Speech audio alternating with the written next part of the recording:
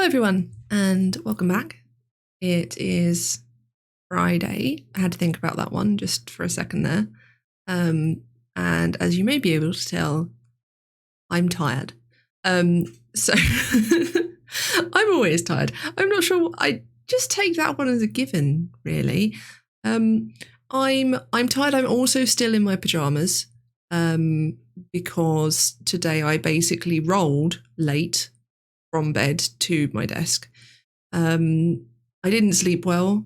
Basically, after I finished studying and work yesterday, where my body was aching, it turned into my whole body being in pain, into I just didn't want to be. So I spent the evening in bed reading and knitting and playing Spider Solitaire on Grandmaster difficulty with 4 suits. I've got niche interests. And I didn't really get to sleep, I think, until about 2 or so. And then my alarm went off at 8 and I went, well, no.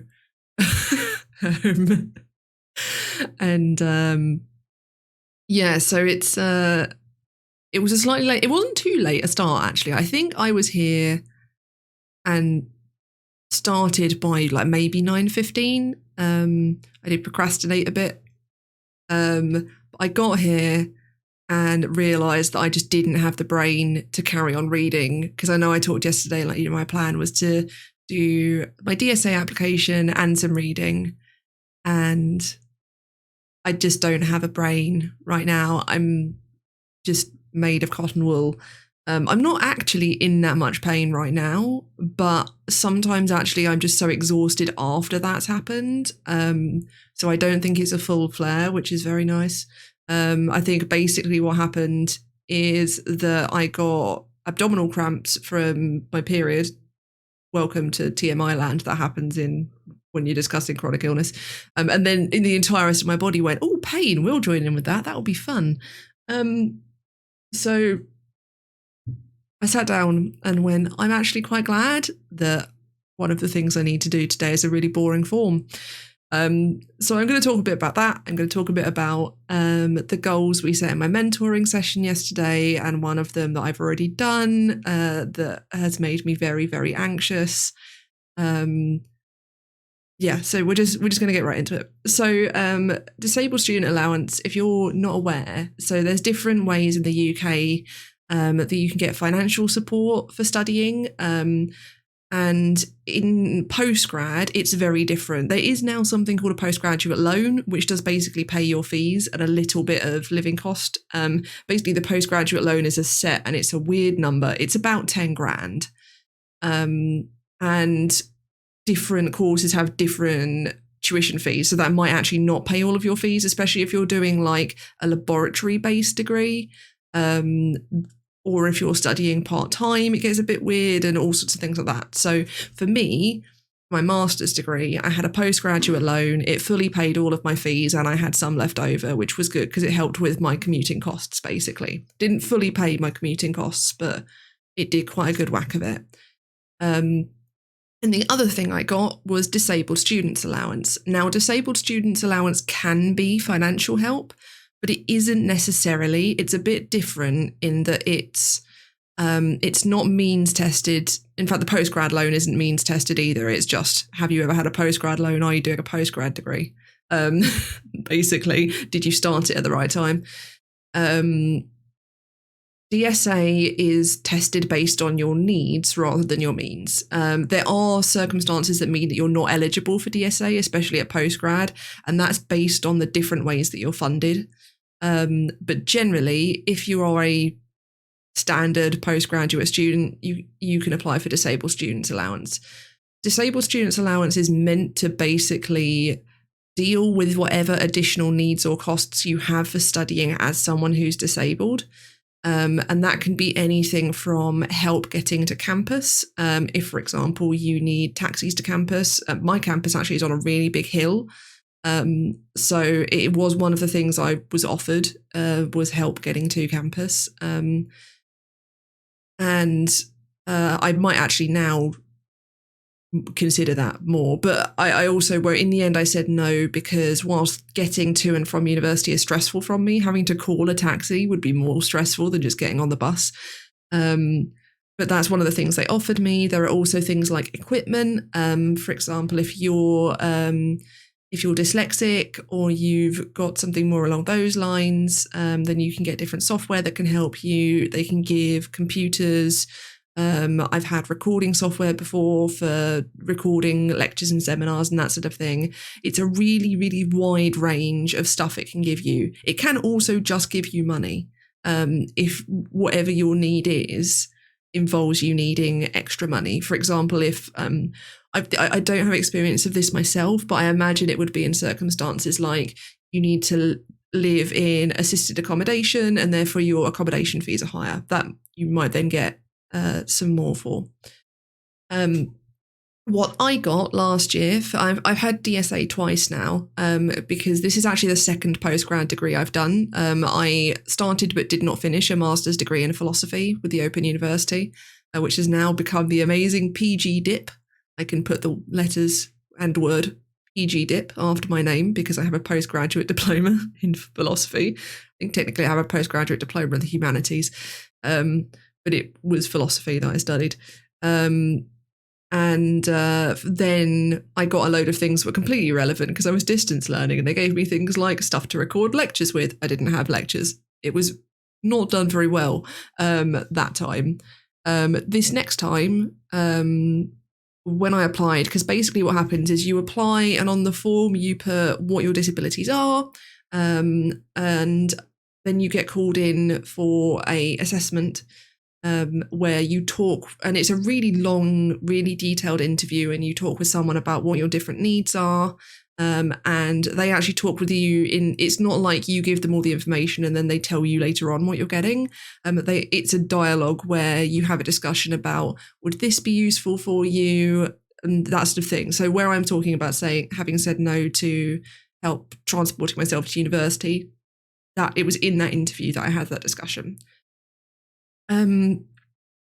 What I ended up with this time was some, because I actually did have seminars this year, because I actually was not distance learning. Well, I wasn't distance learning for half of my degree. And I got some equipment that never actually turned up, some software that never actually turned up. I had a lot of trouble. They tried to insist on giving me a laptop, and I said, no, I don't have one. I don't need one, rather. I already have one. And it was a bit of a mess. However, the one thing I got that I stuck with was I got mentoring. And I have 1 hour, and I've talked about my mentor before. My mentor is something that I got and is paid for through my disabled students allowance. I see my mentor for 1 hour every week. I was actually offered 2 hours if I wanted, but I said I was okay with one. I actually felt, and I still feel, that 2 hours would have overwhelmed me and made it too big a thing. And 1 hour a week is actually great, although admittedly my mentor and I do tend to overrun every single week. However, that's just because we like each other and keep talking. I started that sort of towards the end of my first term, and I've been seeing my mentor every week since then, bar holidays, obviously. We don't see each other. Although actually the sort of between spring and summer term holiday, I did see her once, which was really nice. And obviously we're doing it all remotely now and have been for a while.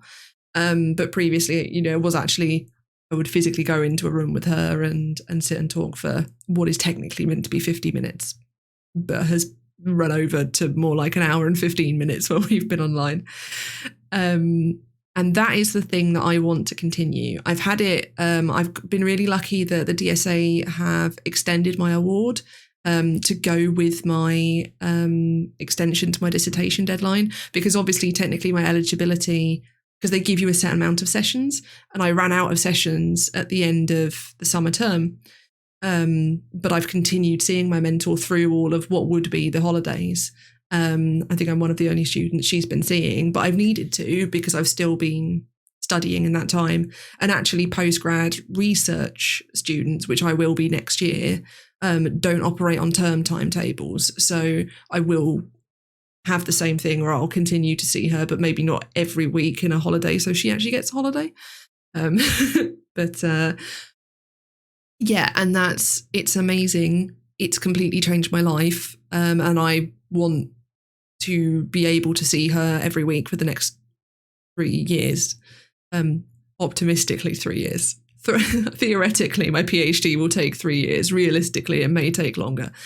So I'm putting my DSA application in for my PhD now, because basically you have to jump through a load of hoops, because anything involving disability awards, you have to, because you've got to prove what your disability is, how it affects you. This process is easier for me because I've had an assessment so recently.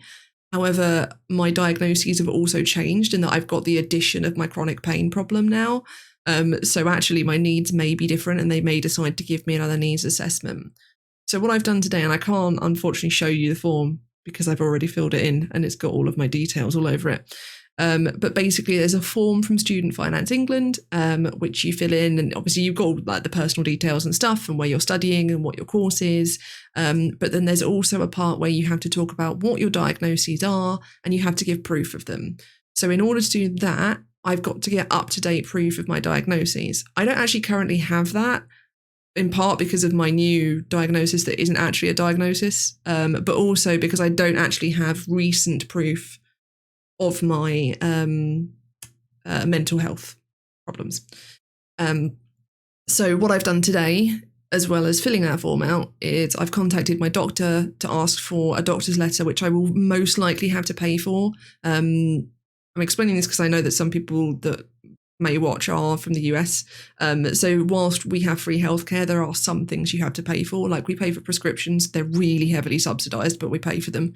And one of the things you have to pay for sometimes is a doctor's letter, especially if, like I am, you're asking for a specific thing, not just like, yes, this person is in hospital, that sort of thing. That sort of thing you may get for free. And then the fee you're charged is different based on like your GP surgery, who you're asking, what you're asking for. Like if I was asking for my entire history, it would probably cost more than what I am asking for, which is a piece of paper that says this person has chronic depression, social anxiety disorder, and chronic unexplained pain, which is my current unexplained chronic pain is an amazing diagnosis. That is my current diagnosis as best as I understand, because we don't know what it is. So and I can't, it's going to be months before I get to see the rheumatologist I've been referred to. So, and then that's even just to start investigating, and I need this now. So I've asked for that. I should hopefully find out from that. Obviously it's Friday now, so I won't hear anything until next week. But once I then get that back, what happens is that I then fill that out, attach my doctor's letter. That all of my form then has to go to my university, who then have to fill in part of it. And this is what I know I talked before, sorry for that noise. I talked before about applying for DSA being difficult if you're not already at the university. This is why you have to give it to them, to whoever their student support are, for them to sign off on it, for you to then send it to Student Finance England. Now, that's why I'm doing it now, because I know that this process takes a while. I know, it might take me a few weeks to get a doctor's letter, then I've got to send it to the university. I've also emailed my support advisor today to say, how do I get this to you? Like, do I post it to you? Do I need to give you a return envelope? What am I doing? Because obviously last year I walked into the building and I said, here are the forms. And I can't, and then I went and picked them up when they told me to. So I can't do that this year. So yeah, basically I've set all that in motion. I just need to wait to hear back on it now. And hopefully it won't be too long. My advisor actually only works Monday to Thursday, so I won't hear from her until Monday either. But even then, I've still got to wait for this letter to come in before I can actually send all of this to her. But yeah, it is all in motion. And yeah, I may even not need to have a needs assessment. So that would be great. They are doing them remotely, apparently, because that was the other thing I asked my advisor was, even if I do this, how does this happen? But yeah, you can do them remotely, because obviously a lot of the people applying for disabled students allowance are shielding right now, as I still am. And also I'm a 2-hour, I've mentioned this before, I'm going to repeat myself because I'm never sure if anyone's watching this or well, what point they're coming in. So I'm a 2-hour public transport commute from university, and I can't drive. So it's not, going to university is very much not on the cards right now, even if I wasn't shielding. But yeah, so that's that part. And what I then did, because I haven't done any what you would actually call studying today. I've done no reading. I've done no writing. I've not even opened a notebook. What I have done though is emailed my supervisor. So I talked about needing to email my supervisor, and I mentioned that to my mentor yesterday morning. Time is strange. I mentioned this to my mentor, and we'd been talking about the fact that, so I continue to feel like I'm massively behind. We collectively opened my Scrivener to see how many words I have, and then laughed at the fact that I'm really not behind, because actually in my Scrivener right now I have 6,000 words, which is half of my word count, and my deadline is late November.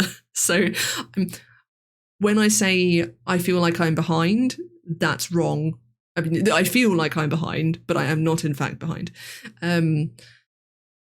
But one of the things that she suggested I do in order to try and help combat that feeling is think about milestones. And I had actually already thought about this a bit. I know that I want by the end of October to have a full draft, so that I can then spend the 3 weeks that I've then got until the deadline editing, because I expect to blow the word count quite a lot and then have to edit down, working out what order I want things to put in, because I'm working in a very fragmented way, and that sort of thing. So, and it also gives me kind of like a week of leeway just in case something goes wrong, because 2020.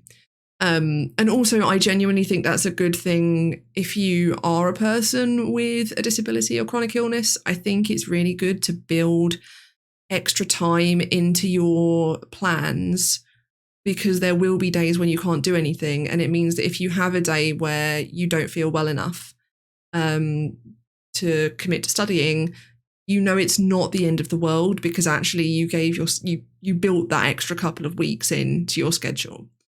But yeah, so I know one of my milestones is that I want 12,000 words at least by the end of October. And we decided that one of my the milestone I could do this week, not that I need to be doing a milestone every week, but just like I haven't had one for a while, so let's think about one and then that will help. And we decided that the milestone would be that when I emailed my supervisor, which I would do this week, I would send her some of what I've written. The captions aren't going to capture that noise that I just made, but it was just me expressing my horror at having to send someone my writing. I get uncomfortable, so I have my door closed right now.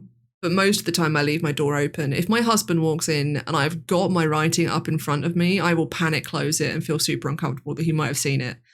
It doesn't matter. It's not like it doesn't matter what I'm writing. It could be the most innocuous thing, but I feel really uncomfortable if people look at what I'm writing whilst I'm writing it, and or look at drafts. So I have to be really sure that I want to send something to someone. And in the end, what I did was I just put it in and made myself press send, because I have learned over the years that is the only way to get me to send an email that I'm terrified of, is just to write it and send it, or to get someone else to click send for me in extreme situations. I think I had to click send under supervision to send my PhD application in. So that was a good example. But yeah, basically I'll pull this email up so I can talk to you a bit about what I said. So I looked up the last time I emailed my supervisor, and it was July. So I mean, I might as well have begun this email, "Hello, I'm not dead." But I basically said, because I'd not fully explained my chronic pain to her, I'd focused very much, because at the point I was emailing her, it was around the funeral. So I'd focused very much on my granddad is dying / my granddad has died, when we were sorting the extension and stuff. So I've now said also, in addition to all of that stuff I've talked to you about, I also have a really severe chronic pain issue that isn't diagnosed right now. And because I realised that one of the reasons I hadn't emailed her for 6 weeks is that I did have all of those flares in it, especially like where I went away and I had that really bad flare where I couldn't walk at all and that sort of thing. And then I talked a bit. I said, "It's all right, don't worry, I've got some good news." Because I do, which is that I have managed to write things. Because she'd said that it will be a lot easier for her to help me once she's seen some of what I'm trying to write. And I'm sure that's correct. So I said to her, sort of, like, I didn't want to pre-explain them too much, but I wanted to give a bit of an intro of saying, like, reminding her I'm writing in a very fragmented way, and I've given her 2 fragments, one of which is about 1,400 words, one is 400. So obviously that 1,400 word one is like 10% of my final word count already, which is why I should not be worrying, should not be feeling that I'm behind, because I'm really not. But yeah, so I said to her that, because the Threads book that I was talking about the other day that she'd said I should read, and saying that when I read that, I was really struck by how they trusted the reader to come with you as they transitioned from the different modes of presenting things, be it from poetry to narrative nonfiction or whatever it might have been. And just sort of gave, like a structural intro to the context of them. And then I sent her 2 pieces, and one of the ones that I sent was the first thing I wrote, which I know I've talked about before, is something that I wrote and then thought hadn't come out quite right, and then I went back to a few months later and went, no, actually this is fine. All I've really done is added some stuff on the end, like, and changed little bits of wording here and there. But that one is I think I'm okay talking about this without disintegrating. So I had a close friend who died a couple of years ago, and he's someone that we role played with, and I knew him through role playing. And so this first thing that I wrote is the experience of being at his funeral, and how when you're at a funeral you tend to think of your memories of the person, except that my memories of him were someone else's memories. And so it sort of explores the duality of grief when you lose someone who you've had an in-character and an out-of-character relationship with. And because we were basically best friends in character, but not that close out of character, not that we weren't, I'm saying that we weren't best friends rather than we weren't close, if you see what I mean. It's weird phrasing. And so that's the longer piece, and basically it has sort of my point of view and then also my character's point of view, and it sort of contrasts my experience of him having died out of character with him almost dying in character, and me offering to kill him in character. And so it sort of it strangely fits, and also the as it happens, that character is one I chose to stop playing, and the last time I played her, one of the most significant things that happened was something she shared with him, and that now sort of is eternal, but also kind of no one knows about at the same time. So that's a bit weird. So that's one of them. And then the other is actually something I wrote last week, which is, I think I talked about this a bit actually in one of these, like really early on, like I'm so far into this now. This is what, 7? When I was at the conference last week, there was a presentation by a poet who is experimenting with poetry and her experience of MS. And she was talking about how writing in the third person is so much more freeing for her because it gives her a sort of a safety and a distance. And as soon as I heard that, I went, oh my God, that's why I role play. Because I can protect myself from the realities of my own identity and all the complexities and traumas there by becoming a third person effectively, and that's why it heals me, is that I can heal myself because I can do it through that distance lens. And so there's just a little sort of prose poem, I think you would say, about the sort of idea of she protecting I. And I'm really pleased with that one. As I say, it's only 400 words, but I really like it, and it ties into a really vivid memory I have from therapy from earlier this year. I had a really transformative experience with I can't remember the kind of visualization technique now, but it's to do with traumatic memories used in people with PTSD, which I'm not technically diagnosed with, but a lot of the methods and therapies and treatments and stuff that have helped me are specifically designed for people with PTSD. And I think that's due to the nature of the origin of my mental illness. And basically you sort of explore like what comes to mind when you visualize something based on an emotion you're having. And it brought me back to a very particular memory that I hadn't realized was traumatic. And that was the moment where my therapist and I identified that the crux of all of my problems is not feeling safe. So I think I may have talked about this before. I've definitely written about it, not just in this thing, but also sort of on my blog and stuff. So I think it's especially hard because obviously I am sending in something that's very personal, and it's really ironic. And the reason I sort of wanted to explain, it's important to have explained that she and I piece, is that the great irony is everything that I sent is written in first person. All of the stuff about Jack's funeral is in first person, both my part and the character's part. And you can, hold on. That's her, just there behind me. And it's weird to say that that's her because it's also a photo of me. But that's the really interesting thing that I'm sort of playing with, is that I am both that person and not that person. And that's very interesting. Decided I wouldn't cough into the microphone for you. But yeah, so that's what I've done today. I'm basically done here now. I don't know where that half hour went. I realised that the 15 minutes talking about my DSA application went really quickly, I think because I was explaining something. So it's 11:15 now. Technically, I'm meant to do another 45 minutes.